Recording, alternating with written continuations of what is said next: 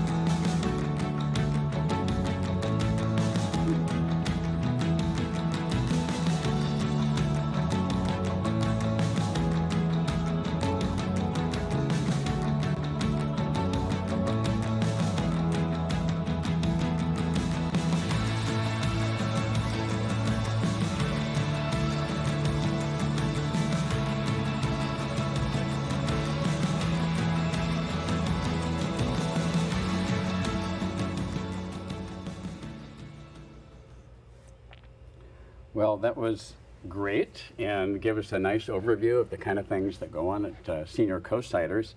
I'm going to show a slide in just a second, as soon as I can pull it up. And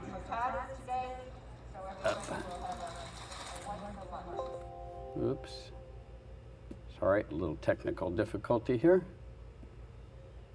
Okay, so this first slide, Sandy, says 45 years of successful aging. Do you want to tell us a little bit about the celebration? Exactly. So Senior Coastsiders has been around now for 45 years. We were established in 1977.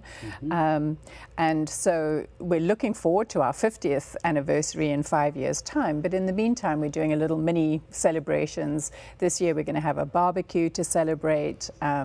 So we're really looking forward to that. And when I think about the types of services that we provide, I really see it as being two different kinds of services. So first of all, our services are age dependent and not income dependent. So it doesn't matter where you are on the income spectrum, you're welcome to attend all of the things that we do at the Senior Center. And so the one part of the services that we provide are safety net services, so making sure that people have their basic needs met. So we have a congregate dining and a home delivered meal program. We provide transportation to and from our center. We help people with their grocery shopping. We have a minor home repair program, which helps to keep people in their homes safe for as long as possible. So those are sort of meeting people's physiological needs. But then we also have another string to our bow, if you will, which is the personal growth type of programs. So those are opportunities that we provide for people to be socially engaged and connected with others, to learn new things through our classes and activities, to keep fit, to improve their mental well-being. And then we have a very substantial volunteer program to help people feel connected and to have a sense of meaning and purpose. So that's sort of a little bit about Senior Coastsiders. I think that sense of purpose is so important. So can you tell us about some of the volunteer opportunities that there are within your center? Right. So we're actually a very small staff team. We only have 10 staff members. So the volunteers play a huge role in making sure that we can provide the services that we do. So we have them in every aspect of the work that we do. I think the main group of our volunteers are in the kitchen. So we have people who are peeling 50 pounds of carrots every day and chopping up peppers and things like that. And then obviously our meal delivery drivers who deliver the meals to people. And those drivers may be the only person that an older adult sees. And quite often we have it that a senior has fallen during the night and they have nobody at home to look after them. And it's the volunteer drivers who are able to alert 911 and make sure that that person gets the help that they need. So there can be an essential lifeline to the older adults in our community. And then once a year, we have a very big home repair day where we gather together volunteers and professional contractors, and we go out into the community and we do minor home repairs for gardening, put in wheelchair ramps, grab bars in the bathroom and at stairs, that kind of thing. And that's again with the idea of keeping people in their homes as long as possible. We have office volunteers. We've just started a new pet buddy program. So we have volunteers to assist with dog walking and things like that if a senior's been taken to hospital or something like that. So all sorts of different volunteers. Really awesome. And it really is a counter statement to the stigma sometimes that people have that senior centers are places where old people sit around in a chair all day. It's nothing like that. And so with all the activities and programs and classes and so on that you've described, I really want to encourage people watching this program, pass the word. Senior centers are fun. They're happening places. Absolutely. One of my favorite classes is the line dancing. So if you're interested in line dancing, come along. Excellent. So you're, on your webpage, it describes several different organizations really that are within the property where your organization is. How is it that those three different functions came together in one building? Right, so a really good model, I think, for how we can replicate the type of situation that we have in Half Moon Bay. We were very fortunate to get the donation of land from a donor, and then 3 different nonprofits who provide housing got together, and they each have a different housing complex on that senior housing campus. So that's Mercy Housing, Mid-Peninsula, and Leslie Senior Communities. So there's around 300 different housing units with about 400 people living on it. And then there are 2 nonprofits who provide services and programs, not only for the senior housing campus, but also for the whole of our community. And that obviously is Senior Coastsiders, and then also Coastside Adult Day Health Center, which provides services to people who need a little bit of a higher level of care. And our footprint is not only the senior housing campus, but also all the way along the coast. So from Montara, Moss Beach, El Granada, Half Moon Bay, right down to Pescadero and La Honda. Yeah, okay. Well, the first thing that I saw when I drove up to your facility was all the senior housing units, and I thought, oh, am I at the wrong place? So it took me a little while to figure out that it's the ground floor is where your senior center resides. And do you have any trouble communicating that to the community, or do you have outreach efforts to make them know where you are? I think sometimes there's confusion. People contact us about trying to find out how to access the housing, and sometimes we get a delivery for Coastside Adult Day Health Center. So I think it is a little bit confusing having a whole lot of senior named organization that also are Coastside kind of things. But we've been around a long time, and so we're definitely getting the word out there. The locals know. Yeah. And your senior center is different than a lot in that most senior centers are part of the city Parks and Rec, for example, but you are an independent nonprofit. How did that come about? Yes, so I'm not sure about the origin of it, but as you say, we are not part of the city of Half Moon Bay. We do receive some grant funding from them, but in no ways the level of support that some of the other senior centers get in San Mateo County. I think that it has, over COVID, had some benefits because the fact that we were an independent nonprofit meant that we could determine for ourselves when we would be open and how we would conduct ourselves during COVID. And so I know a lot of the senior centers that are part of the cities have had to wait until the cities have felt that it was safe to open again, where we balanced the risk that we were hearing from our participants of loneliness and social isolation with the risk of getting COVID. And most of our participants are vaccinated and boosted, and they wanted desperately to be reconnecting with their friends and having lunch in the dining room. And so we opened actually in July last year. We were back in business from July last year, whereas some senior centers are only opening now. And so that's, I think, an advantage of being an independent nonprofit. Yeah, exactly. But then we have to come up with all of our own funding. Sure, you know, and that's a big job, I'm sure. Right. So with such a wide array of services to help people remain independent, it sounds an awful lot like a village. Can you describe maybe some of the similarities and differences between Senior Coastsiders and a village? Yes, so the village typically is a membership-driven model. So people pay a certain amount of money every year, and that depends on the kind of village that you are signed up for. But at Senior Coastsiders, most of our services are either free or at a steeply discounted rate. So I think that's one of the main differences. But we have a village of the Coastside on the coast, and actually we were their fiscal sponsor when they were starting out. So we work very closely with them. And in particular, we've been working closely with them on our new age-friendly initiative. Excellent. So let's see, I want to move on to age-friendly, since you mentioned that. There was an age-friendly task force that was started just last year with guidance from a consultant called CAFE, the Center for Age-Friendly Excellence, and they were given funding from our County Board of Supervisors. So we're very appreciative of that effort from the Board of Supervisors to help cities in San Mateo County become age-friendly. How did it go for your group? So it went very well. So Scott, as you know, you and I served on a subcommittee of the Commission on Aging to look at the various age-friendly initiatives in San Mateo County and figure out what was going well with them and potentially what could be improved. And I must say, having that exposure and experience helped me when I was joining with the age-friendly task force on the Coastside. So we started in August 2021. That was when the task force was formed. And between September and December, we had 17 focus groups with about 89 different members of our community. And the thing that we were very clear about was to make sure that we were as inclusive as possible. So we made sure that we had representation by the Latino community, the Chinese community, and also our homeless community on the coast.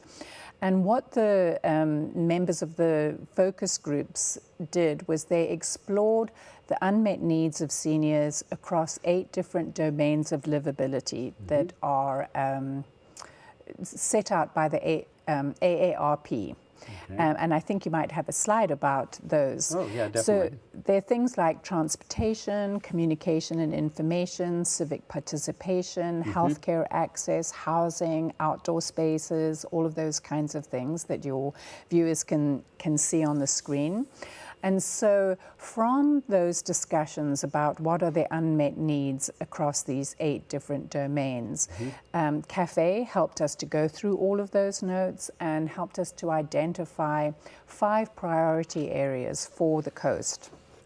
And the first one of those was to form some kind of oversight body, a coalition, sort of like the task force, but an extension of that. And that was to make sure that this initiative is sustainable in the long term. And then other projects were around some of those big issues that every community faces, I think: transportation, access to affordable housing, and healthcare. And then one of the other issues that we found during our focus groups was that there seems to be a lack of communication about real-time opportunities that are available. So people would say, oh, well, there isn't X, Y, and Z, where actually there is, but they just didn't know about it. So finding a way where we can aggregate the information in real time about the services and opportunities that are available to the seniors, I think, is really important. And then the very last thing is some kind of business training and recognition for those businesses that are age-friendly. And this might include some kind of ageism training, and accessibility issues, those kinds of things, to make sure that our business community is also involved in making the Coastside an age-friendly place for everyone. It's a great idea. And back to the communication aspect, of course, there are so many wonderful services available in our county, around the Bay Area, and that's really why this program was started, was to try to communicate that out to the public. There are lots of different vehicles. The Commission on Aging every year puts together a booklet called Help at Home that lists services for older adults. So what specifically do you think Half Moon Bay will do on your communication of services project? So a few things we have in mind. So one is to have a website page on the City of Half Moon Bay so that people can go there and access information. We're also working closely with our local Chamber of Commerce. They're also doing a website update that has a calendar opportunity. So different nonprofits can post the events that they're doing. Come for a hike tomorrow at 10 o'clock, that kind of thing. We also work very closely with our Half Moon Bay Review, the local newspaper, and we're hoping to get a senior page or a senior section corner to talk about the different issues that are available for seniors. And then we have a wonderful radio station, a local radio station, KMVT, so to communicate what's happening in that mechanism as well.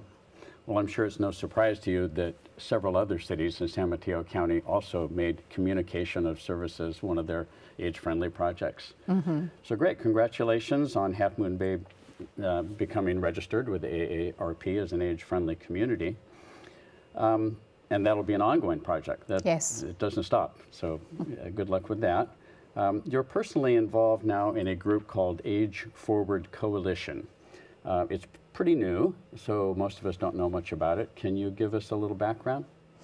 Yes, so Age Forward was formed in the summer of 2019, and it's really a group of providers, advocates, and organizations that want to improve the quality of services provided to older adults, people with disabilities, and their caregivers, and to make sure that service provision is made a priority in terms of the funding that gets allocated either through the Board of Supervisors or other mechanisms.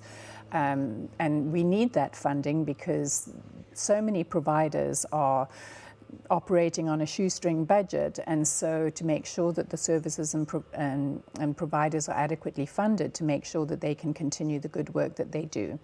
And we actually have an event coming up in May, on May the 24th. I'll put a slide up that 10 o'clock, describes yes, it a little thank bit. you. So that event, there are some really interesting things happening in the field of aging. So the Stanford Center on Longevity has put out what they call the new map of life. And that's really thinking about the model that we had where people worked really hard, went to college in 4 years, and then went off and worked until they were 65, retired, and then lived another 20, 30, 40 years. When that model started, people died pretty soon after they reached 65. So the fact that demographers predict that over half of the people who are now 5 years old will live to be 100. Amazing. So we're going to be living a lot longer. And how do we change that model so that we don't retire when we're 65, that we work longer into our life, that our education is woven all the way through our life, through lifelong learning opportunities? So that's just some of the examples of the types of things that are covered in the new map of life. And then we're pairing that with a presentation by, about the Master Plan on Aging. So as you know, the governor made this executive order that there should be a master plan on aging to make sure that as a state we were focusing on doing the best to prepare for the increasing number of older adults that we're going to have in our community. And so we're going to be comparing the new map of life and the master plan on aging and seeing where the overlap is between those two very important documents. Excellent. Now, the master plan for aging has, well, it was the governor's plan, and it seems to be have gained great support throughout the state. Is that going to bring money to local communities to improve their programs, do you think? Yes, it is. And I think the good thing about it is that it's going to be done in a focused way. And part of the master plan on aging, there is a data element so that people will be tracking information about how the master plan on aging is being implemented. So for example, we've just submitted a big grant application to the county for Older American Act funding. And one of the questions we had to answer in the application is, how are you as a service provider meeting the goals of the master plan on aging? So Age Forward Coalition, another one of your activities. You do keep very busy, and it's very impressive how much you do for older adults. And you've told us about how you got led into that direction. I'm going to hit on a couple of other topics. One was transportation. You alluded briefly to it when you said in the video we saw a van that would take people to medical appointments. Does that take them over the hill to like Stanford and Kaiser and so on, or is that just a local van? So it does take people over the hill to medical appointments. It is so difficult for older adults who no longer drive to get around, and particularly on the coast. I think we're quite isolated geographically from the rest of the Bay Area. So transportation is a huge issue. We do have the Ready Coast buses. There are not that many of them. And so actually as a center, we are looking at putting into our budget for the next fiscal year to lease a van so that we would have our own transportation, that we could help people to get to medical appointments. But it's a challenge. Yeah, and that can only serve so many people, one van.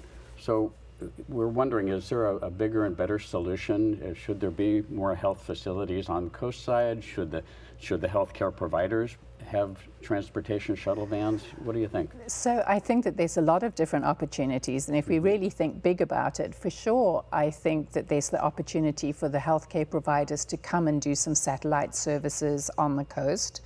I think part of the problem is that they each have their own mechanisms and way of doing things, and there's patient confidentiality, and so having one overarching clinic may not work for these separate healthcare providers, but I do think that it's an opportunity that we're going to be exploring in our age-friendly conversations that are looking specifically at access to healthcare.